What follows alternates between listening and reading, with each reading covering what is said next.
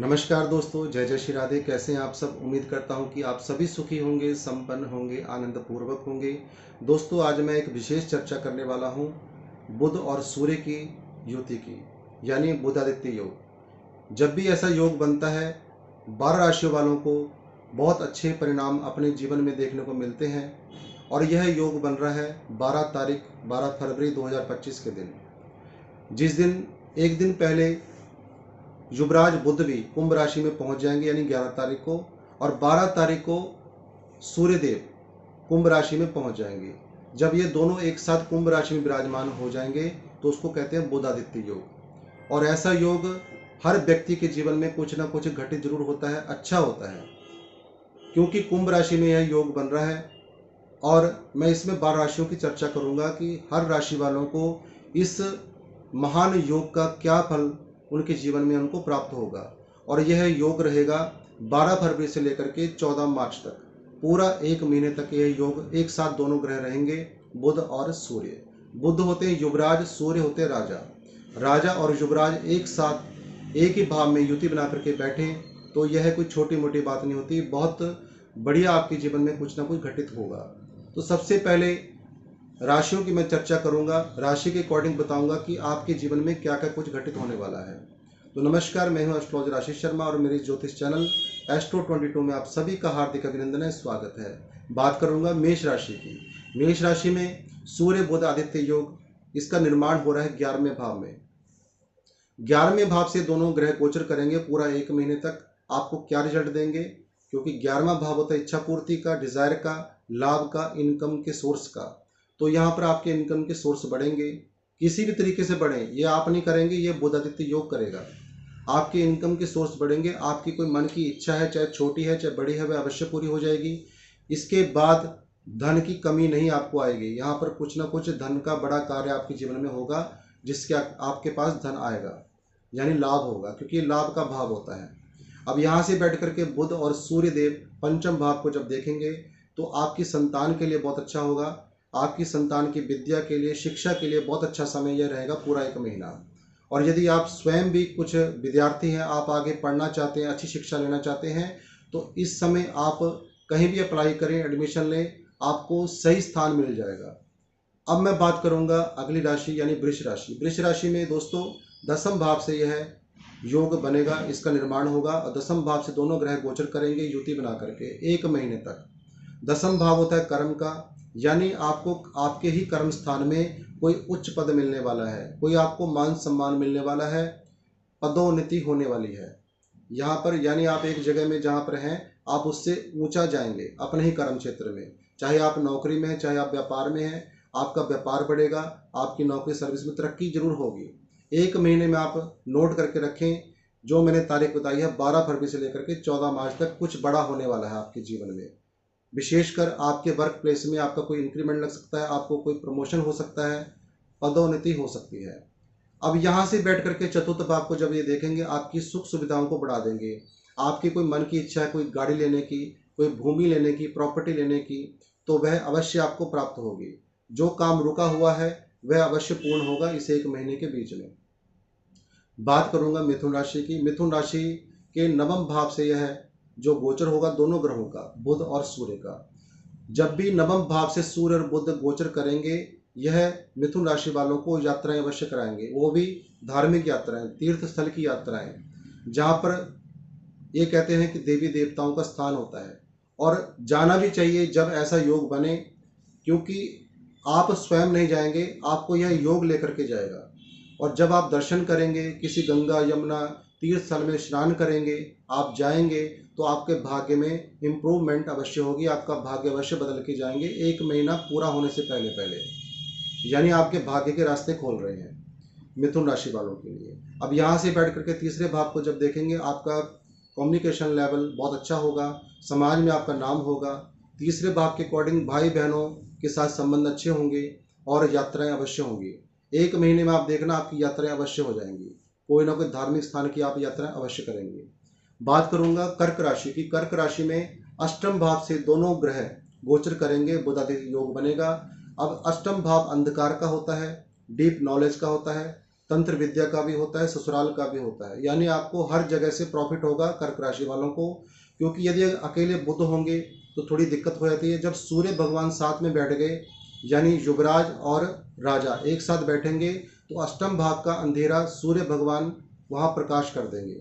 यानी आपको अपने ससुराल से भी कोई लाभ हो सकता है, आपकी कोई हेल्थ इश्यूज हो रही हैं तो उसमें सुधार हो जाएगा, और आपके कोई बनते बनते काम बिगड़ रहे हैं वह सुधर जाएंगे, और आपको कोई गुप्त धन की प्राप्ति भी हो सकती है।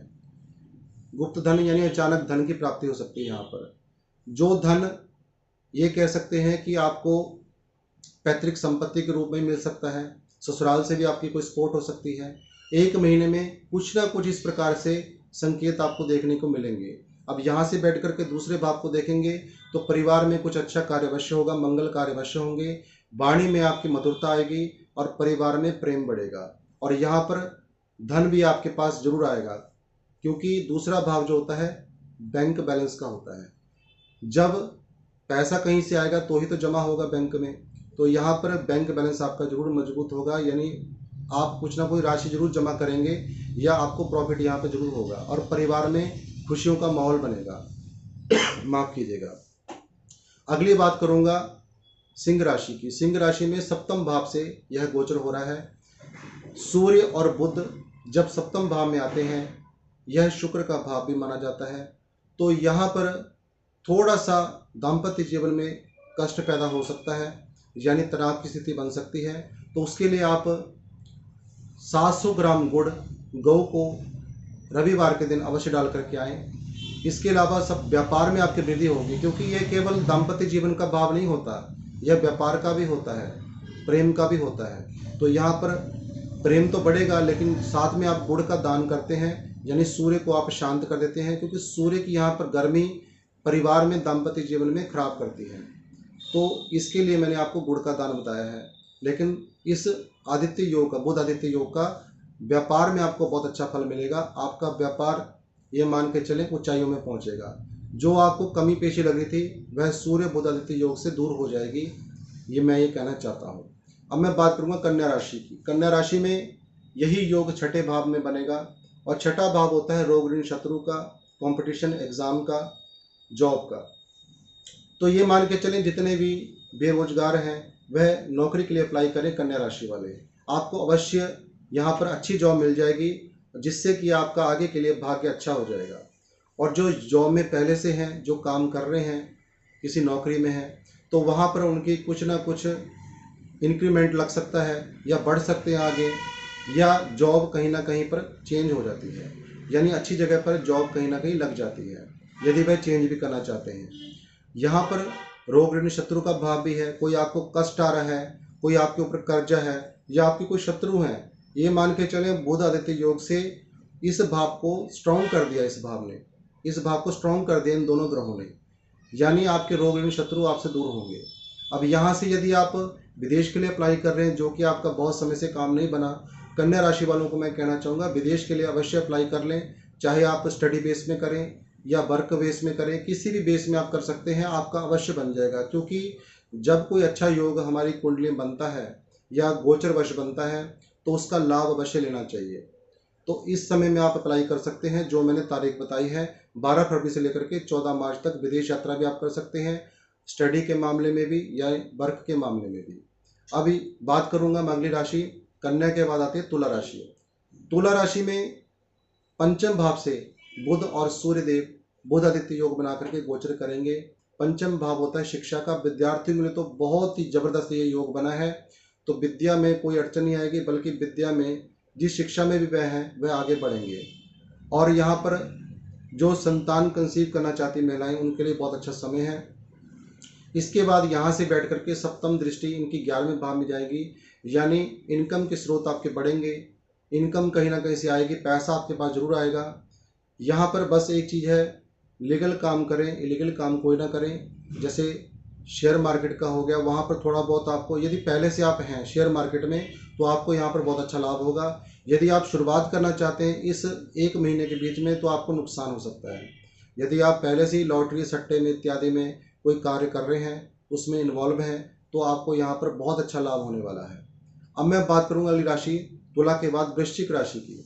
वृश्चिक राशि में यह जो युति होगी यह चतुर्थ भाव से गोचर करेंगे दोनों ग्रह, बुध आदित्य योग। चौथा दोस्तों भाव होता है, मैं कई वीडियोस में बता चुका हूं कि चौथा भाव सुख का होता है। सुख के साधन आपके अवश्य बनेंगे। कोई भूमि का विवाद चल रहा था वह दूर होगा, कोई भवन मकान का विवाद चल रहा था वह दूर होगा, या आपकी कोई इच्छा थी, कोई रजिस्ट्री नहीं हो पाई, कोई वसीयत नहीं हो पाई, यह सारे कार्य आपके इस 1 महीने के बीच में अवश्य होंगे। आप केवल आपको तार छेड़ने की जरूरत है। यदि आप कोई इस प्रकार का काम आपका रुकावट में है तो आप उसको पुनः शुरू कर दें जो मैंने तारीख बताई है। इससे आपको सुख की प्राप्ति भी होगी और भूमि भवन वाहन का लाभ भी अवश्य होगा। अब यहाँ से बैठ करके जब दसम भाव को देखेंगे, यदि आप किसी काम में हैं, किसी वर्क में हैं, तो आपकी उसी वर्क में बहुत चढ़ाई होगी, यानी आप ऊंचे पद को प्राप्त करेंगे और आपकी कुछ ना कुछ आपको सम्मान जरूर मिल सकता है आपके ही कर्म क्षेत्र में।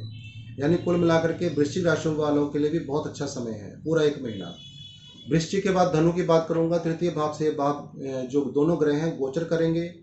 तीसरा भाव दोस्तों जो होता है भाई बहनों का होता है, कम्युनिकेशन का होता है, यात्राओं का होता है। तो आपकी यात्राएं अवश्य होंगी। जिस भाव में जो ग्रह गोचर करेंगे वह उस भाव का लाभ अवश्य कराते हैं। आपको यात्राओं से लाभ जरूर होगा, समाज में आपका नाम भी होगा, समाज में आपको कोई सम्मानित भी कर सकता है, यानी आपका एक समाज में अच्छा लेवल बन जाएगा। इसके बाद इनकी दोनों की दृष्टि पड़ रही है धनु राशि में ही, नवम भाव में। नवम भाव यात्राओं का होता है। फिर से मैं वही कहना चाहूँगा, जब नवम भाव में दृष्टि जाएगी यानी आपके बुध और सूर्य आपके भाग्य को प्रबल बनाएंगे और आपकी यात्राओं को करवाएंगे। आपको कोई तीर्थ स्थल की यात्रा करनी पड़ सकती है, किसी अच्छी जगह में आप जा सकते हैं जहाँ पर देवी देवताओं के दर्शन हो, यानी घूमने फिरने का काम अवश्य होगा यहाँ पर, और देवी देवताओं के दर्शन आप अवश्य करेंगे तो आपको लाभ भी बहुत होगा। या कोई पूजा पाठ अनुष्ठान इत्यादि करते हैं इस 1 महीने में तो आपको लाभ होगा ही होगा। बात करूंगा अगली राशि मकर राशि। मकर राशि में दूसरे भाव से यह जो है गोचर करेंगे दोनों ग्रह बुध और सूर्य। दोस्तों जो दूसरा भाव होता है परिवार का होता है। परिवार में ये मान के चलें, और बुध का यहाँ पर बैठना और सूर्य का यहाँ बैठना आपके बैंक बैलेंस बढ़ेगा, क्योंकि दूसरा भाव जो होता है बैंक बैलेंस का होता है, हमारी जो है संचित धन का होता है, हमारी वाणी का होता है, परिवार का होता है। तो परिवार में एकता होगी, मंगलमय कार्य होंगे 1 महीने के बीच में, कुछ भी अच्छे कार्य होंगे। अब यहाँ पर धन का भी आपके जीवन में आगमन होगा, कहीं से भी आपके पास धन आएगा, लेकिन आएगा और आप उसको जमा करेंगे बैंक में, क्योंकि ये बैंक बैलेंस का भी होता है, धन आने का होता है रास्ता। अब यहाँ से बैठ करके जब अष्टम भाव को देखेंगे, आपको कोई ससुराल से तकलीफ थी, ससुराल में कोई मतभेद था, वह दूर हो जाएगा और ससुराल से भी आपको कुछ ना कुछ लाभ अवश्य होगा। अगली बात करूंगा कुंभ राशि की। कुंभ राशि में प्रथम भाव यानी लगन से है दोनों ग्रह युति बना करके गोचर करेंगे 1 महीने तक। बुध आदित्य योग का आपको बहुत अच्छा फल यहाँ पर देखने को मिलेगा, क्योंकि यहाँ पर जो आप प्लानिंग्स पहले नहीं कर पा रहे थे वो प्लानिंग्स यहाँ पर करेंगे, क्योंकि यह व्यक्ति का व्यक्तित्व को मजबूत कर देता है यह योग। यहाँ पर आपको अच्छी नॉलेज गेन करने को मिलेंगी, अच्छी उपलब्धियाँ आप प्राप्त कर पाएंगे 1 महीने के अंदर। बहुत अच्छा आपका माइंड भी खुश रहेगा, पूरा मन खुश रहेगा और आप खुशी से कोई अच्छे कार्य भी करेंगे। आपके जीवन में बहुत अच्छा होने वाला है 1 महीने के अंदर। और यहाँ पर आपको ये कह सकते हैं पर्सनैलिटी भी आपकी डेवलप होगी। यहाँ से बैठ करके जब ये सप्तम भाव में देखते हैं तो यहाँ पर थोड़ी दिक्कत आती है। तो यहाँ पर यदि आप गुड़ ना खाएं 1 महीने तक, कोई गुड़ से बनी हुई चीज़ या गुड़ ना खाएं तो अच्छा रहेगा, क्योंकि ये सप्तम भाव दाम्पत्य जीवन का होता है। कुंभ राशि वालों की बात कर रहा हूँ, सप्तम भाव दाम्पत्य जीवन का होता है। तो सूर्य की जब रोशनी वहाँ पर पड़ेगी तो दाम्पत्य जीवन को थोड़ा कष्ट पहुँचता है।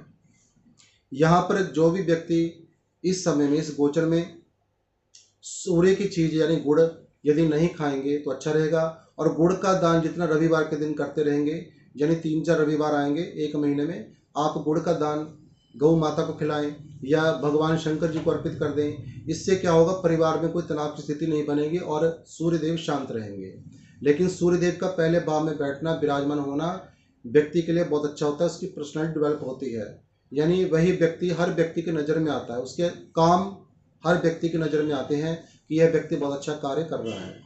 अब यहाँ पर व्यापार तो आपका बढ़ेगा, क्योंकि सूर्य और बुध की युति सप्तम भाव को जब देखेंगे सप्तम दृष्टि से, तो आपके व्यापार में जो है विस्तार होगा, अच्छा बढ़ेगा। अब बात करूँगा कुंभ के बाद मीन राशि यानी अंतिम राशि। अंतिम राशि मीन राशि में यही गोचर 12वें भाव से होगा। 12वां भाव सूर्य और बुध आदित्य योग यहाँ पर बनेगा, 1 महीने तक ये रहेगा। यानी जितने मीन राशि वाले हैं, यदि वह अब्रॉड जाने के इच्छुक हैं तो बहुत अच्छा योग है। कोई आपके यहाँ पर नेत्रों की पीड़ा अवश्य हो सकती है, कोई आंखों से पानी आना या नेत्रों में पीड़ा होनी, इसके लिए यदि हो सके तो आप आई ड्रॉप्स की कोई शीशी लेकर के रविवार के दिन शंकर जी के मंदिर में रख करके आ जाएं, नमस्कार करके वापस आएं। यदि आपको वास्तव में पीड़ा हो रही है तो यहाँ पर बढ़ सकती है, क्योंकि यहाँ पर जब सूर्य देव आते हैं, बुध के साथ युति करेंगे, वैसे तो बहुत अच्छे काम करेंगे आपके, लेकिन नेत्रों के लिए थोड़ा कष्टकारी हो जाता है। तो यदि आपको नेत्रों की कोई समस्या आती है तो आप ये कार्य जो मैंने बताया उपाय, इसको अवश्य करें रविवार के दिन। सूर्य बुध 12वें भाव से बैठ करके जब छठे भाव को देखेंगे तो यहाँ पर जितने भी आप नौकरी सर्विस नहीं है आपके पास, तो वह लग जाएगी आपकी। कंपटीशन एग्जाम देना चाहते हैं या बाहर जाना चाहते हैं, उसके लिए बहुत अच्छा समय है। कुल मिलाकर के 12 राशि वालों को इस बुध और सूर्य देव के बुध आदित्य योग का बहुत अच्छा फल मिलने वाला है, मैं ये कहना चाहता हूँ। तो दोस्तों, यदि आज की जानकारी आपको अच्छी लगी हो तो लाइक अवश्य कर दें, शेयर करें अपने मित्रों के साथ, और जितने भी नए दर्शक मेरे इस चैनल में आ रहे हैं, चैनल को सब्सक्राइब करना बिल्कुल भी ना भूलें। यदि आप मुझसे परामर्श लेना चाहते हैं, व्हाट्सएप मैसेज करके परामर्श ले सकते हैं। इसी के साथ आज की चर्चा को मैं विराम देता हूँ। नमो नारायण, जय जय श्री राधे।